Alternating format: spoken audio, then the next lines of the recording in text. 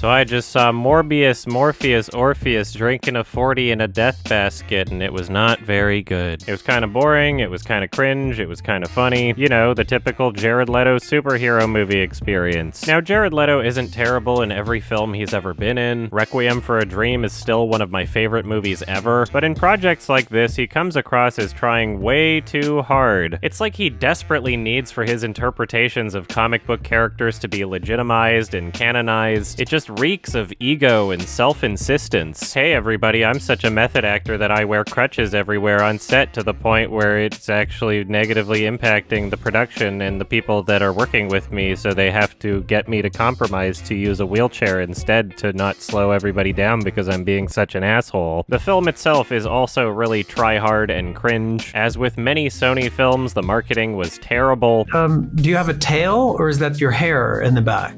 あ、ほら髪の毛と下に尻尾があります。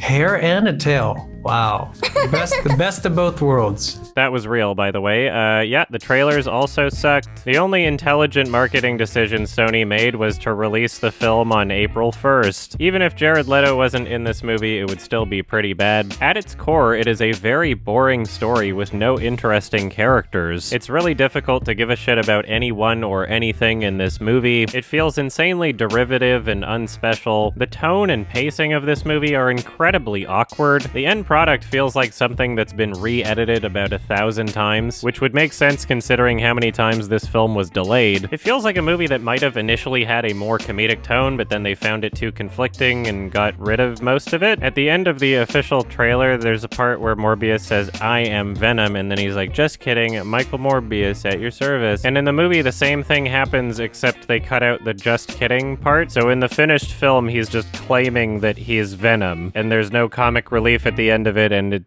we don't understand why he would say that, really. So immediately I thought, okay, well, I guess they just thought it was too silly and they didn't want that in the movie because that would have messed with the tone. But then the very next scene is some weird shirtless dance scene with the main villain. He's just dancing by himself, like getting ready for something, and that scene is supposed to be silly, I think. Right? Plenty of confusing choices in this film. Spoilers from this point on, I guess. Use the chapter selection to hear me talk about the other movie. It's much better. At the beginning of the movie, when he merges himself with the bat DNA or whatever, turns himself into some kind of Batman or something, he TFs and he freaks out and kills everybody on a boat, and then he wakes up and he's like, "What have I done?" And he winds up jumping off the boat and I guess presumably using his superhuman strength to swim away somewhere. But the way they showed this was so strange. It was a transitionary wide shot of the boat where he just jumped off like so nonchalantly as if it was some sort of matter-of-fact thing. There was no lead up to it. We never saw him looking over the edge being like, "Oh, will I be able to swim? I was just a cripple a moment ago." You know, there's nothing going through his mind. We never experience anything through the character. It's just already happening before you realize that's what the character is doing. To have the main character just jump off the boat in a quick transitionary shot like that, moving between scenes, feels like it belongs in a comedy film. But this movie is insisting that it is not a comedy film. It's trying to be pretty serious for the most part, and it's pretty silly. Another instance of very confusingly delivered information is when Morbius is being detained at a jail or somewhere, and his friend shows up. The cops tell him, "Your lawyer is here," and his friend shows up in the room, and Jared Leto's like, "Lawyer? I don't remember you finishing law school." And his friend says, "That's because I didn't." What's the purpose of that last line from his friend? Like, the information is already very clearly communicated. You only needed Jared Leto to say, "I don't remember you finishing law school." Like, it's so clear that he's just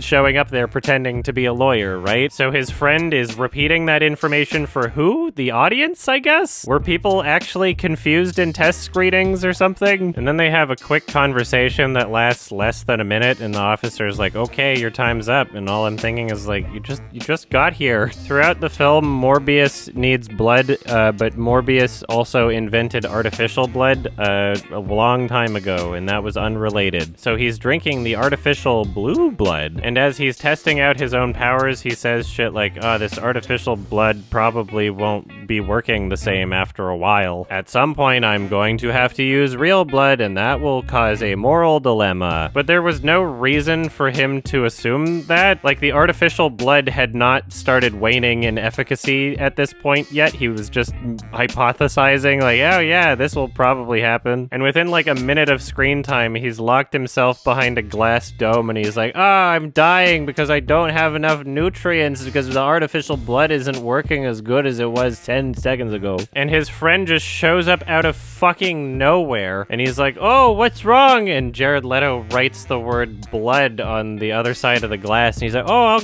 got you some blood, all right. And this was essentially the plot device that justified why his friend found out about the whole vampirism thing, so he could be like, you gotta cure me too, because I'm also crippled or something. And then the friend turns into the villain, yada yada yada. Another very silly point in the film is when he notices some criminals using counterfeit $100 bills, so he follows them all the way to their, like, ghetto science lab somewhere, which they're presumably using to print counterfeit $100 bills. A bunch of gangsters in a rundown science lab that seems like it's at the bottom of an abandoned train station or something. And Jared Leto shows up and he's like, I'm gonna need your science lab. And he beats them up and they run away. He's like, I guess I live here now. And they never come back, and that's how he gets his science lab. Come on, this is a pretty silly movie. It's funny. Now, don't get too overhyped because most of it is just boring. This isn't like the perfect so bad it's good movie or anything. It's just got enough silly moments where I was kind of enjoying myself. The fight scenes in this movie were very cringe and awful. The characters would fly around with these really awful and distracting looking CG weird trailing effects. Every fight scene constantly interrupts itself with these super slowed down moments of boom. And it makes it super cringe because when you slow down a moment like that and you emphasize it, the implication is supposed to be that what you're watching is super intense or cool or special, but they would just slow it down at what seem like random moments of the fight scene that aren't really particularly interesting or visually stimulating or anything. Like, oh, time slowed down at this moment in particular for some reason. Very interesting, cool. It feels forced and insistent, and it just winds up becoming very unsatisfying and very silly. The end fight scene was particularly anticlimactic. It didn't really feel like the villain posed so much of a threat to him, and he just summoned the bats, and that's how he wins. There was nothing interesting about the filmmaking. The way it was shot was very bland. It was very darkly lit most of the film. Overall, this is just a movie that is not very memorable outside of some parts that made me laugh. The post-credit scenes were equally funny and embarrassing. Fucking Michael Keaton as Vulture shows up and is warped to Morbius and is like, oh, I have no idea how I got here. I was just eating porridge or some shit. It was probably has to do with Spider-Man, though. It is so fucking funny how hard they're trying to force the Spider-Man storyline into these Sony spin-off films. Like, hey guys, yeah, the Spider-Man stuff is influencing this movie, see? And they end it with some sort of implication like, yeah, we're gonna like fight Spider-Man together. We're the Vulture and Morbius are gonna do something. We're just gonna do something. Something's gonna happen with Spider-Man's related. Maybe all of them. I don't know. Let's put all 3 Spider-Men in Morbius 2. That is something that will happen. Anyway, wow, this movie was very bad. It gets funny as it goes along. I kind of enjoyed myself at parts. It wasn't like the most torture ever. It wasn't the worst thing ever. I enjoyed it more than the Venom films because it's easier for me to laugh at something that's trying hard to be serious, whereas the Venom films are simultaneously trying hard to be funny and also failing, and so it's less easy for me to laugh at those films. So yeah, this is a better, ironically funny, so bad that it's good movie than the Venom films, in my opinion. None of these are good, but if you want to laugh at something, then Morbius is a safer bet. And I'm giving this one a 3 out of 10.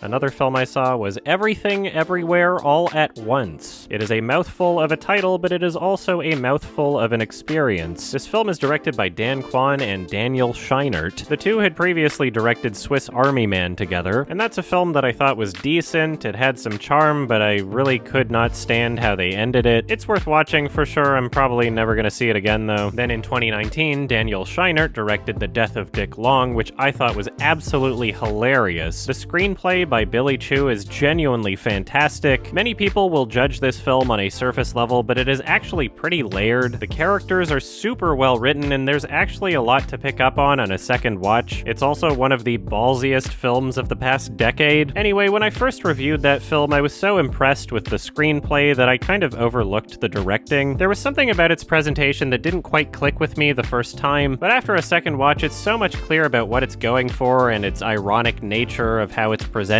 So yeah, I take back my comments about how there wasn't anything particular special in the directing, because it is a very well directed and well presented film. There's a lot going on, and I definitely didn't give it enough credit. Anyway, now the two Daniels are back together with their most recent film, Everything Everywhere. Blah.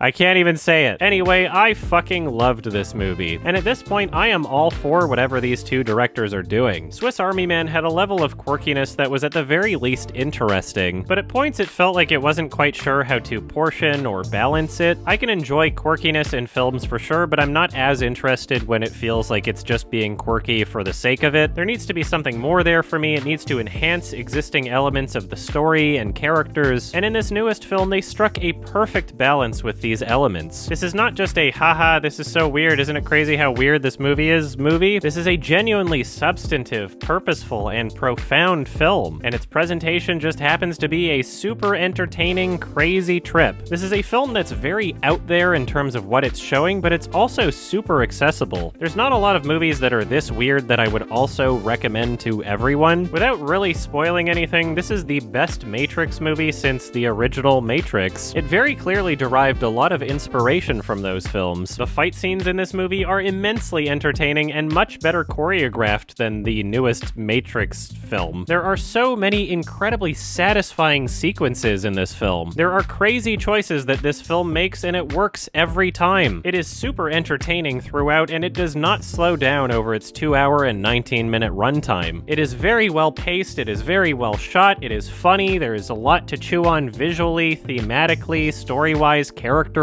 The performances are great, and one of the main actors is the guy that played Short Round in Indiana Jones and the Temple of Doom. That's awesome. The one aspect of this film that I felt was a bit lacking would be the musical score. Sure, the music was more or less appropriately used in terms of when it appeared in the film, but the only time where the music itself was truly emotionally effective was when they were doing a rendition of a classical piano song that I don't remember the name of. In those sequences, the music did so much, but every other point in the movie where it was an original composition, it just felt like meh. The music doesn't really add anything. Like it's suggesting the tone, but it's not really adding to the experience. So yeah, the original score could have been much better. I really would have loved to hear something more memorable. This film deserved a lot more in that department. Either way, it didn't ruin the movie, and like I said, the classical music sections were super effective. Overall, this movie is absolutely fantastic. Everybody should go see it right away. Everyone, everywhere, all at once. This movie has a lot to say, and I love how they told this story. Please check this movie out. You'll be doing yourself a favor if you do. I am very excited to watch this again for a second time, and I'm giving this one a 9 out of 10. Thank you.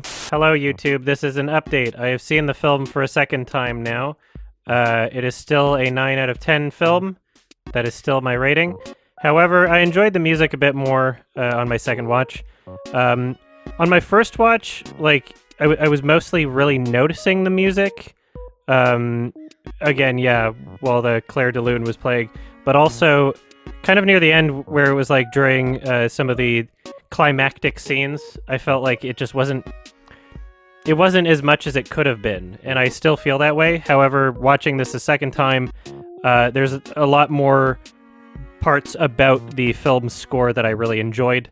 The score near the beginning, the opening scene of the film, was really awesome. I think it was also used at parts in the trailer. And you gotta give the score credit for doing a lot of things at once, because when I watched it for a second time, I noticed like it's trying to emulate a lot of different genres. It's all over the place. So it's trading like consistency for, I guess, the thematic elements of the film is that it's everything everywhere all at once. So I get that.